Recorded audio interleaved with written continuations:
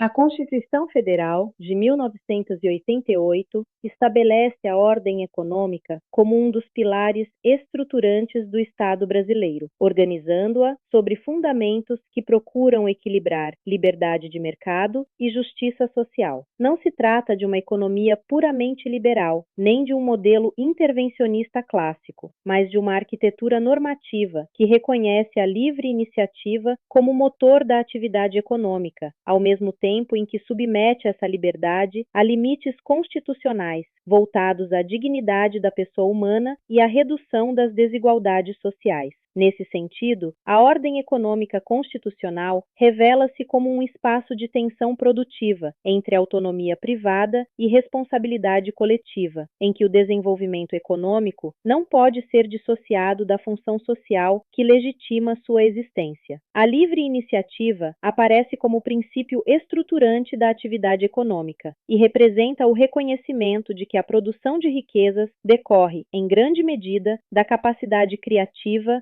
organizativa e empreendedora dos particulares. Ela garante o direito de empreender, investir, produzir e circular bens e serviços sem interferências arbitrárias do Estado, assegurando a pluralidade de agentes econômicos e a dinâmica concorrencial indispensável à inovação e ao crescimento. Entretanto, a Constituição não consagra a livre iniciativa como valor absoluto. Ao contrário, ela a integra a um sistema de princípios que impõem responsabilidades ao exercício da atividade econômica. Assim, empreender não significa apenas buscar lucro, mas participar de um projeto constitucional de desenvolvimento socialmente orientado. Nesse contexto, a função social da propriedade constitui elemento essencial para compreender os limites jurídicos do direito de propriedade no Estado democrático contemporâneo. A Constituição rompe com a concepção clássica de propriedade como poder absoluto do titular e passa a tratá-la como instituto jurídico condicionado ao interesse coletivo. A propriedade deve atender a finalidades econômicas e sociais que contribuam para o bem-estar geral, o que significa que sua utilização não pode gerar exclusão, desperdício ou degradação social. Trata-se de uma transformação profunda do sentido jurídico da propriedade. Ela deixa de ser apenas um direito individual e passa a ser também um instrumento de realização da justiça social. O proprietário continua protegido juridicamente, mas sua proteção depende do cumprimento de deveres perante a coletividade. A função social da propriedade urbana, por exemplo, relaciona-se ao cumprimento do planejamento municipal e à promoção do acesso à moradia digna, enquanto a propriedade rural deve atender simultaneamente a critérios de aproveitamento racional, preservação ambiental, respeito às relações de trabalho e promoção do bem-estar dos trabalhadores.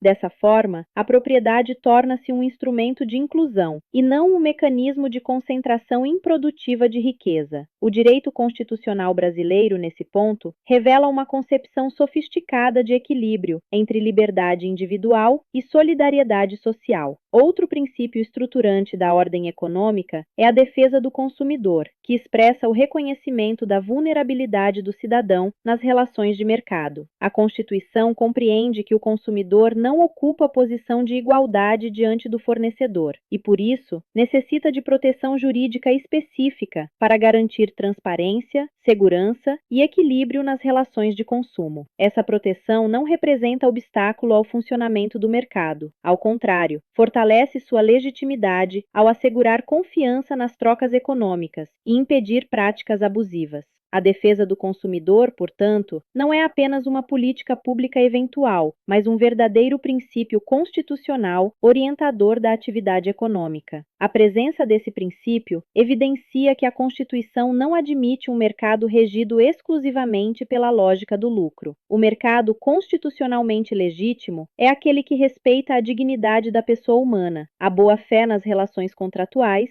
e a informação adequada ao consumidor. A atuação estatal nesse campo não configura interferência indevida, mas exercício de sua função reguladora para garantir equilíbrio entre os agentes econômicos e proteção do cidadão enquanto participante do sistema produtivo. Assim, a ordem econômica constitucional brasileira articula livre iniciativa, função social da propriedade e defesa do consumidor, como elementos complementares de um mesmo projeto jurídico-político. A liberdade econômica é preservada como condição de desenvolvimento, mas é permanentemente orientada por valores sociais que impedem sua transformação em instrumento de exclusão. O resultado é um modelo de economia constitucional comprometido simultaneamente com eficiência produtiva, justiça distributiva e proteção da dignidade humana.